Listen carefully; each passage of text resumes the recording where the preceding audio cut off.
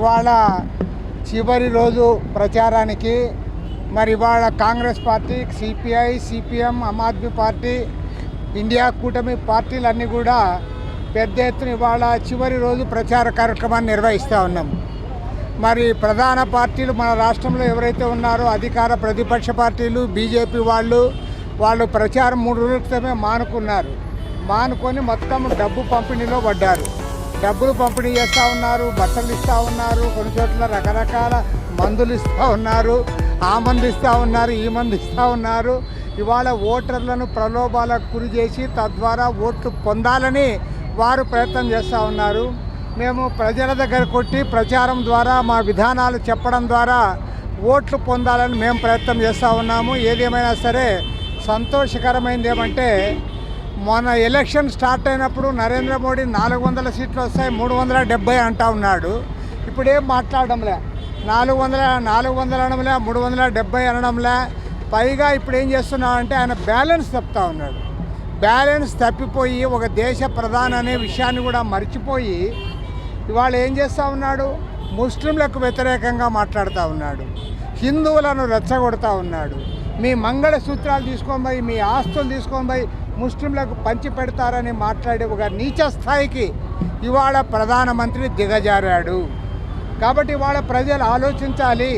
ఇవాళ ఎలక్షన్లు రాజకీయ పార్టీల మధ్య కాదు, ఈ దేశం ముందుకు పోవాలన్నా, భవిష్యత్తు ఉండాలన్నా, లౌకిక రాజ్యాంగం ఉండాలన్నా, అసలు ఈ రాజ్యాంగం ఉండాలన్నా లేదా అనే దానిపైన ఎన్నికలు జరుగుతూ ఉన్నాయి. కాబట్టి ఖచ్చితంగా నరేంద్ర మోడీ ప్రభుత్వాన్ని కూలగొట్టాలి, ఓడించాలి.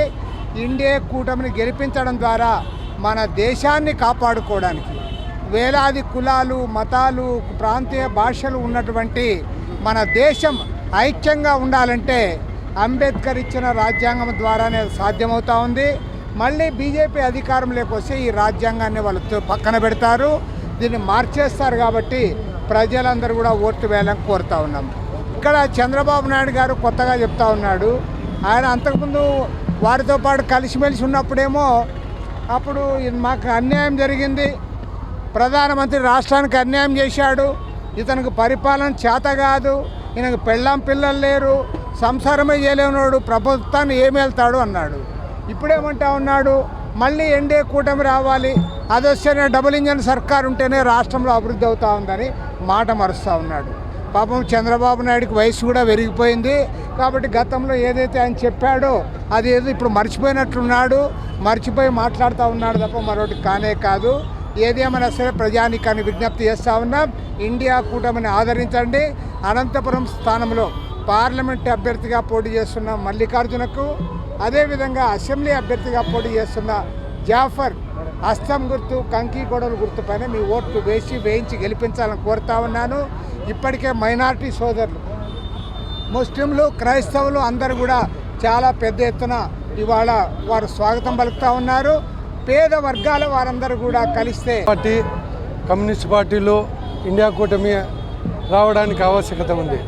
ఎందుకంటే దేశంలో మా కాంగ్రెస్ కార్యకర్తలకైతేనేమి, కమ్యూనిస్ట్ పార్టీలకైతేనేమి, మా ముస్లిం సోదరులకైతేనేమి మనుగడ సాగించడానికి బీజేపీ ప్రభుత్వం చాలా దుర్మార్గంగా పాలిస్తుంది. మొన్న చెప్పాడు ఆయన, ఒక ఆమె చెప్తుంది, బీజేపీ లీడరు 4% ఇది ఇచ్చినారు ముస్లిమ్స్కి, అది తీసేస్తామని పబ్లిక్గా చెప్తుంది ఆమె. కాబట్టి ప్రజలు మేల్కొని ఈ కాంగ్రెస్ పార్టీ అభ్యర్థిగా పాలమల్లి అనే నాకు జాఫర్ అనే అన్నకి కంకి కొడవలకి ఓటేసి గెలిపించాలని కోరుతున్నాను. కాంగ్రెస్, సిపిఎం బలపరుస్తున్న ఇండియా కూటమి అభ్యర్థిగా అర్బన్ ఎమ్మెల్యే క్యాండిడేట్గా సి జాఫర్ నేను కంకి కొడవలు గుర్తుపైన పోటీ చేస్తా ఉన్నా. అనంతపురం పార్లమెంటు స్థానానికి కాంగ్రెస్ పార్టీ అభ్యర్థి మళ్ళీ వారు పోటీ చేస్తాను, వాళ్ళ అస్తం గుర్తుకు ఓటు వేయించి గెలిపించాలని చెప్పి కోరుతా ఉన్నా. ఇదివరకు ఉన్నటువంటి వైసీపీ, టీడీపీ అనేక మార్లు వాగ్దానాలు చేసినా కానీ అది అమలు పరచడంలో అనంత కార్పొరేషన్లో, అనంత నగరంలో అభివృద్ధి మాత్రం చేయలేదు. అభివృద్ధి చేసి చూపిస్తాం. అదేవిధంగా నేను ప్రధానంగా వారికి మనవి చేసేదామంటే, ఇవాళ ధరలన్నీ కూడా పెరిగిపోయినాయి. జగన్మోహన్ రెడ్డి 5 ఏళ్ల కాలంలో ఏమాత్రం కూడా ఇవాళ ప్రజలకు ఉపయోగపడేటువంటి కార్యక్రమాలు ఏం చేయడంలే. ఆయన అంతా కూడా ఇసుక మాఫియా, మట్టి మాఫియా, లిక్కర్ మాఫియా ద్వారా వేల కోట్ల రూపాయలు సంపాదించుకుని డబ్బులు తీసుకొని వస్తూ ఉన్నారు.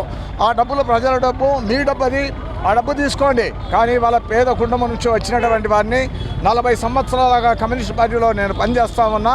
ఇవాళ అట్టడుగున్నటువంటి వారు, వెనుకబడినటువంటి